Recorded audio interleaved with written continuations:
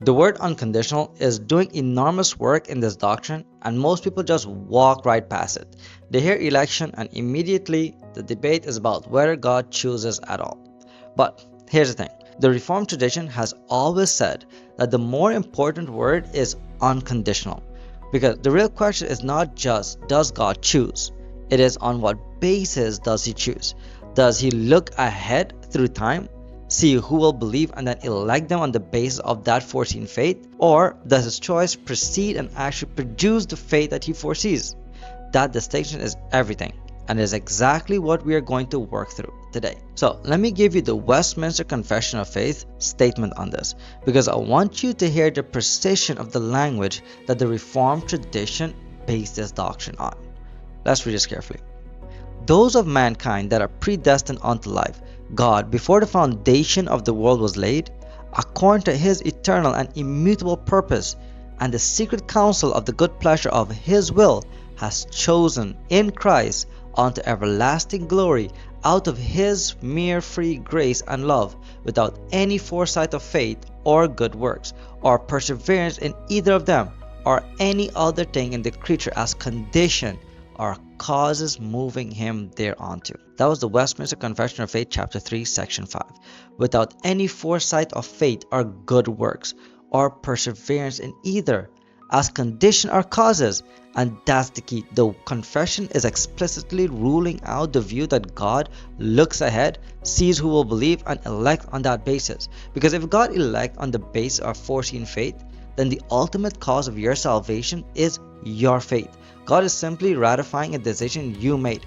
And the moment your faith becomes the ground of your election, the grace is no longer conditional. It is a response.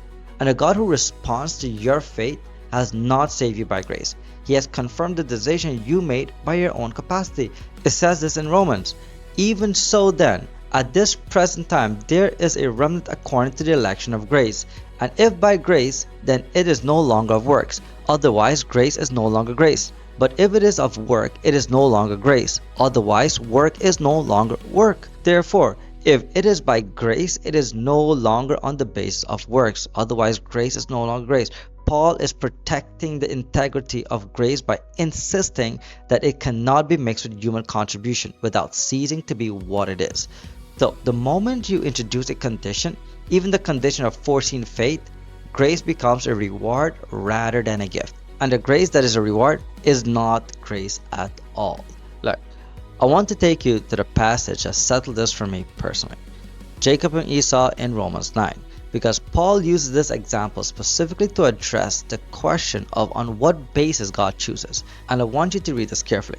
For the children not yet being born, nor having done any good or evil, that the purpose of God according to the election might stand, not of works, but of him who calls. It was said to her, the older shall serve the younger. As it is written, Jacob I have loved, but Esau I have hated. That is Romans 9, 11-13. Not yet born, had not done anything good or bad.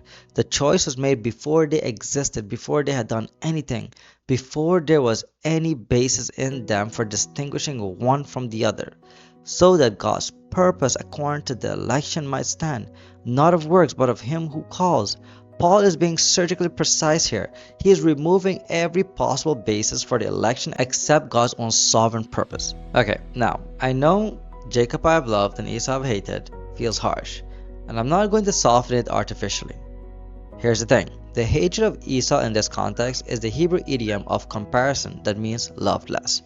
It is the same construction Jesus used in Luke 14 when he says you cannot be his disciple unless you hate your father and mother, meaning your love for Christ must be so supreme that every other love looks like hatred by comparison. Paul's point is not that God treated Esau with personal cruelty. His point is that the distinguishing factor between Jacob and Esau was not in them, it was in God. For you are a holy people to the Lord your God. The Lord your God has chosen you to be a people for himself, a special treasure above all the peoples on the face of the earth. That is Deuteronomy 7:6. Chosen out of all the peoples of the face of the earth, not because Israel was the largest or the most impressive or the most deserving. Matter of fact, Moses goes on to say in the very next verse that they were the fewest of all peoples. The election was not based on what was in them, it was based on what was in God. His love, His faithfulness, His covenant, His sovereign purpose. Look, here's what I want you to carry out of this video. Unconditional election is not a doctrine about God being arbitrary. It is a doctrine about God being free. Free to love in a way that does not depend on the worthiness of the object. Free to save in a way that does not require anything in the creature to get the process started. Free to extend grace that is genuine, fully, irreducibly grace. Not transactional, not a response, not a reward, just grace. And if you are in Christ, if you have repented and believed, the Reformed tradition says to you that faith you exercise was not the cause of your election. It was the evidence of it. It was the first sign of a work that God began in you before the foundation of the world. And what He has begun, He will complete. So let that sink in. Now, the next video, we are going into the most controversial of the 5 points. And I will be honest with you up front. It is the one that even some Calvinists struggle with. And that is limited atonement. What did the cross actually accomplish and for whom? But before you go there, go back and watch our previous video, Who Really Saves You? You or God?